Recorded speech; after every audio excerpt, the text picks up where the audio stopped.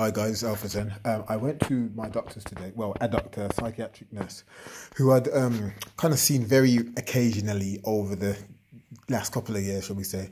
I've got the introductory call that I received in relation to this. I will see if I can find the link and post it under this. In any case, this is what I showed him. I started off with this. I'm kind of posting this as an advice for you, as well as kind of, like, to show you how futile it is in dealing with them, what they're really about.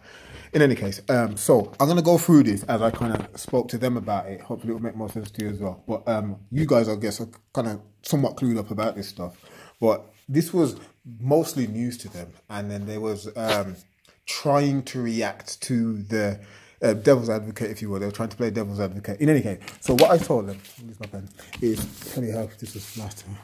Let me get some more lighting on this. Do that. Right, so in any case, what I told them was that there are three forces that we are all familiar with. That's electricity, motion, and magnetism. That any two produces the third of electricity, motion, and magnetism. Example I gave him was that this light bulb, as a classic, is that because this is a motor, by the way, if you didn't notice, and because in a motor are magnets in motion, those the motion and the magnetism allows for electricity to be produced, and any two of those produces the third. So if you take an electrical wire, for example, if the electricity is passing through the wire, then by virtue of that, there is a magnetic field emitted at 90 degrees from it. So I was giving him this as a logical base to save him from his patroning and, trying to basically be a drug dealer. So I showed him the atom and obviously how the atom works, and that I was trying to get him into the essence of the problem, this magnetic cloud, the tension, and the reason why I don't appreciate being hassled as far as certain things go with regards to employment and stuff, because I was on quite a good wage and I bailed out because my health and my emotional balance is worth more to me than say like £15 an hour and stuff like that. So basically, this being the atom, so that's the nucleus of the atom, in which is the neutron and the proton. So the proton and the neutron, and there's the electron. So these three components compose the atom. So I'm telling him this, everybody knows this. I'm using these simple bases as a tool that they can't refute. So this then, by virtue of the nature of the electron or electricity in motion, each atom has a magnetic property about it as well. And so, in any case, I kind of tried to simplify it because obviously time's a bit of an issue as well.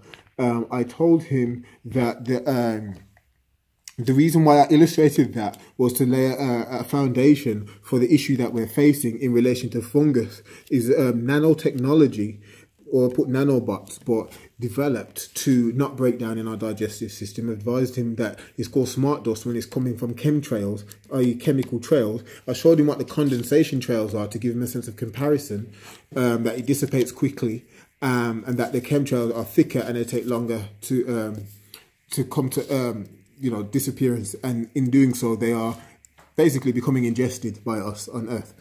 And they have a direct link to the electromagnetic, at least life. And if we kind of go back to this, then we got electromagnetic. So we got our aura or electromagnetic field around plants, animals, life, as we know, on Earth. And so basically, then that electromagnetic is kind of in relation to the fact that the thing is in motion or animate, an animate being. So even a plant classes as an animate being because it grows.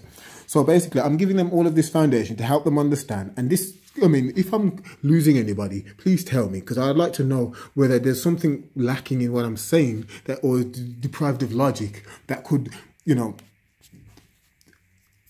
explain his response. But in any case, so obviously I went on to tell him it was Morgellons, and then I kind of showed him this on my knuckle. It's not really Morgellons in, I don't think it's Morgellons. It's kind of like, almost like a bite or something. But basically, I kind of picked them and I get scabs and stuff like that. And so basically, it, well, I told him that this stuff that goes into our bodies, when the body, some people reject it. And when the body rejects it, it oozes out of the skin in the form of scars that are oozing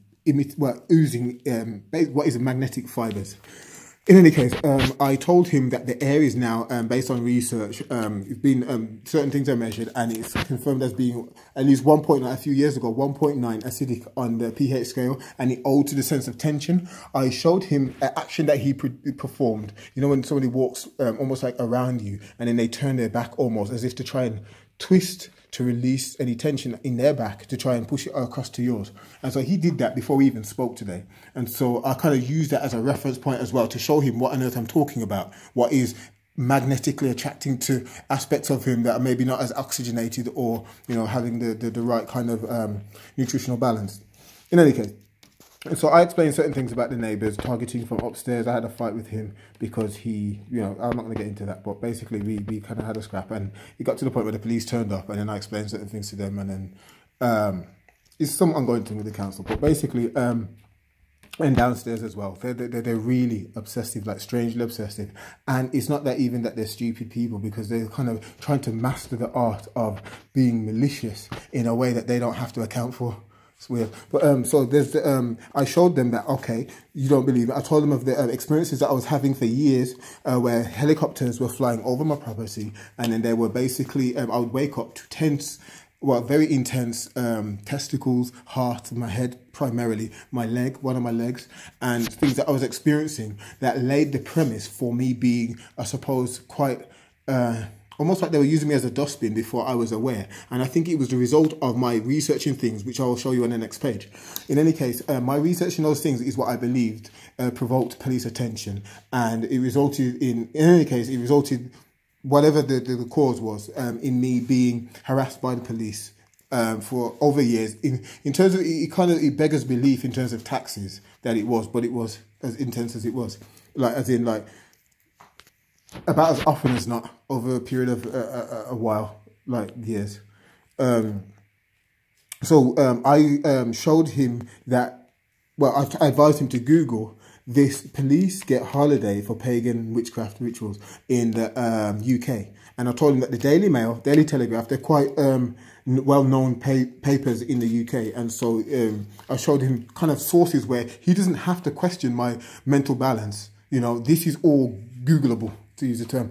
And so I said to YouTube this thing, but I posted quite recently, I should probably post it again to you guys, but it's called Swedenborg on Life. Swedenborg is a psychologist or psychiatric nurse, one of the two. But basically he researched and studied the spiritual aspect of man, or at least how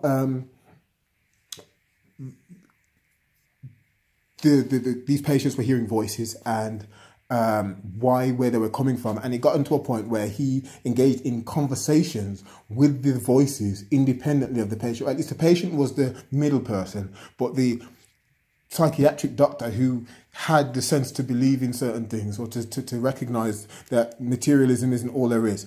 He basically discovered a whole new side to the mind, as it were, as far as the psychiatric industry is concerned. So I'm pushing this all across the table to him, and he's like, yeah, asking questions that are kind of flippant almost, but polite at the same time. It's patronage, basically. So I showed him that what I was kind of studying that could have provoked the police. Okay, so I advised him that we got Qigong, and those are my self-medicating breathing technique, which is why there is no need for them to stick needles in my arm, which I think he was just trying to wind me up anyway. I think he was just trying to provoke the reaction that would allow him to say, okay, this guy's crazy. We need to do things, force things upon him to break him. Because, I mean, I think he was one of those people who call themselves Muslims as well, that aren't really. But I think he's part of the gang that is those guys. And their intention is not to deal with anything in the way, you know, just the simple what you'd say, fair fight or honest or anything like that. It was entirely to deal with things in a way that is as snake-like as possible, and to laugh and smile about it amongst themselves. But in any case, so I'm using all of these things to show him. And shungite, I told him it's from Russia. I showed him an actual shungite stone, and they're acting, I don't know, it's almost like it kind of fractured their thought process for a moment, because they were unable to you know, say that, oh, bullshit or whatever. But in any, obviously it's still just a black rock, and he could have, but in any case, I hashtag enough things for them to look up, so that, you know, don't forget my sanity as being in question. Now question your own after, you know, doing some research. But in any case, so this, I'm telling them these are the means by which I was self-medicating, but also the means by which I might have alerted the police, and originally flagged on radar, which resulted in me, I suppose, attracting a lot of unwanted energy, and kind of translated to me socially feeling unwanted. And then, you know, the way people handle energy, I felt like then there's the so-called Muslims around, and they would just, it's almost like, you know, when there's things in the scripture that says, if you're forced to handle it in this way, handle it in this way as a precaution to prevent certain things happening. And almost like it should be a thing that you force. It even says, do not prevent yourself from doing the right thing out of empathy and whatever for a person, in terms of, you know, so just keeping certain boundaries, like relationship boundaries and certain things like that, to make sure that there's mutual respect for feelings and things like that, which I get. But they are not like, oh, great, I have to do this. It's more like, let's go on a hunt for people that give us an excuse to be this way. And they don't get that that is not Islam. Anyway, I basically got this. So I showed him that, okay, so in this Qigong and it being self-medication, something for you to respect rather than drugging me, right, is that in the tube bones of our body, there are, at least in the bone marrow, that is where red blood cells, are developed. And there are exercises, breathing exercises, it's called Neikung. It's part of Qigong, but it kind of goes into the bone marrow exercises. But in any case, that rejuvenates red blood cells in the tube bones. In the same way that in the plate bones, like the skull or the sacrum, pelvis in general, they basically generate white blood cells which facilitate oxygen supply in the body. So that's, no, the rejuvenation in the body, excuse me. So the red blood cells for oxygen, the white blood cells for rejuvenation. Blood cells in the tube bones, white blood cells in the plate bones. I'm explaining this to him and making it clear to him. I've advised him of the where are we? Right, so the this gland in the chest, the upper chest, it's almost like a triangle of your nipple, you know, so you've got your nipples and then you got up a bit. It's like a hard part. You'll feel like a little lump in your chest. In any case, that's the thymus gland. Thymus gland is the rejuvenation center of the body, the part of the endocrine system. It works in harmony with the whole to maintain health in your body. In any case, I've advised him that it's beneath the sternum bone and that it is part of what I engage in Qigong breathing exercises. I didn't go into immense detail, but I could if you guys asked me to. But so advise him that that is a rejuvenation center, and that there's a rejuvenation center there as well. That basically connects to the thymus gland, and so it kind of connects to those kinds of bones as well in your body. But in any case, not to I'm just trying to give you what I gave them. So basically, and then in closing, I advise him that Wi-Fi, it attacks the testicles and the ovaries. Don't forget, we've got our own electromagnetic field, like I said, that facilitates, or at least it's kind of akin to the animation or the motion that is our bodies or life on Earth. So I've advised him that the essence of that is sperm, or the gonads regions, if you will, what they contain. And so I've advised him that the testicles and the ovaries are quite attracted by the electromagnetic waves, or at least the waves attract to those areas of our bodies most easily, because of the nature of them as containing the spectrum of our code, if you will. But in any case, because of that, and because of the fact that girl babies develop their ovaries by the time they are born, they are very vulnerable. And so I'm trying to explain this to him as a human being. I'm trying to, you know, when you kind of trying to slap the days out of somebody's eyes. It's like a glare that was almost like he was just tolerating what I was saying. And I'm saying, this could pertain to your family, and he's still glazing. But in any case, I told him of all of these things, and I said that because it's so new, we have yet to see the effects. He did take a minute, but, you know, I kind of, he's a professional before he's whatever else. And so I get that. He was there to do a job. But nonetheless, it's a bit weird sometimes. In any case, his response was this. So he said, basically, he advises that he can speak to the people, because it's in relation to employment and benefits and universal credit and things like that, which are kind of my, let's say, safety blanket. But I'm trying to advise him that I am not to be harassed. If I tapped out a £15 an hour job, which is probably better than a lot of the people who, if I go into an employer like the job centre or anything like that, I was probably getting paid more than them, if you get me. So I'm trying to help him to understand the importance and seriousness of what I'm going through, the logistics and how cognizant my thought processes are, illustrating clearly, teaching him as a doctor things that his GP probably couldn't tell him.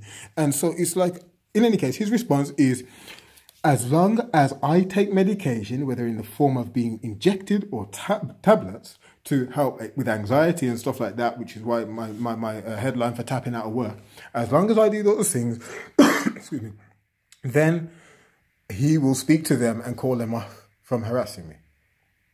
And he said, think about it. So laughingly, I said, him think about it. And then it drew to a close. And then I got a photocopy of these.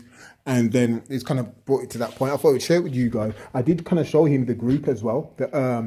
You know, showing him how many thousands of people are equally as crazy as me, and some of which are researched as well as I am, or near there. And we're kind of agreeing on something here that is happening around the world. And you're kind of, before I even spoke to the guy, like I said, he turned his back. He's trying to get rid of tension that he doesn't completely understand. And so I helped him to understand in no uncertain terms. And he's still telling me to take a moment to think about whether I can take drugs. To basically, he's acting like he's there to help me. And I'm trying to make clear to him he's there to propagate whatever it takes to forward his career and do whatever it takes in the process, as well is his social standing, because it's not just the psychiatric aspect, it's the so-called Muslim aspect as well. And so his hands are tied in one respect, and I could tell, for all I know, he's recorded the conversation. I have some kind of a hunch that he may have. Obviously, he would never tell anybody that, you know, on record or whatever, but this is the kind of stuff you got to look out for. My point is, do not waste your time unless you know what I know, unless you can do, you know, you can break them down in that kind of a way, which, you know, by all means, you'll be helping people that would go to them, potentially helping. But don't forget, cash is king. So it doesn't matter how much they understand of what you're saying. They've still got a mortgage to pay, right? But basically, I'm trying to communicate all of this to you guys so that you guys understand that it's futile. These guys are predators. They are not there to help you. They're not interested in helping. If somebody comes to help you, they would sooner get that person out of the way, because that person is messing with their paycheck. The guy is I've met drug dealers, right? He is a hustler. You get what I mean? He knows it. The way we were laughing and kind of joking and talking at the end of it, after I completely shut him down, he knew that I saw him as a drug dealer, and the worst kind, because I could go up the road, I could basically open my door and get a draw, like bud, weed. And so that is more natural. Yeah, it's less manipulated from nature, and it provides, you know, the relaxing effects. There's a reason why it's becoming legal in America, and it's like it's a game. And you speaking to the authorities for any reason is taking away from your ability. Don't get me wrong. Some people, I think there is a legal aspect that needs to be changed, and some people are really going through certain things that then really need to be addressed, or at least the establishment needs to be confronted. Strength in numbers, but, you know, I think you got to do what you got to do at the same time. But I think there should be kind of, not everybody can be the same type of cell in the body, if you will. But I do feel that our energies would be much better spent if we spoke to each other, as I've begun the ball rolling best I can in that regard. I've spoken with other TIs, and we're seeing what we can do about it. And that involves like sales of products, just basically global hustling if we have to. Stop respecting the law like you do, because they're hurting you, and it doesn't make any sense to be asking them, except for where it's absolutely necessary, and really check, you know, evaluate whether it is necessary.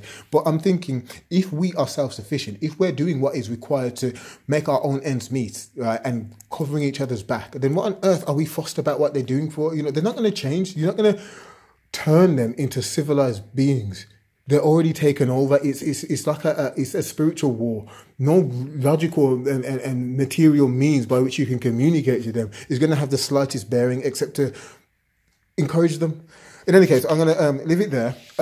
Again, I mean, look at these things, you know, these hashtags as well. I'm not going to really put all of this in detail on, but I'm going to see if I can find that original voice thingy, the interview, just to share it with you. Anyway, thank you for listening.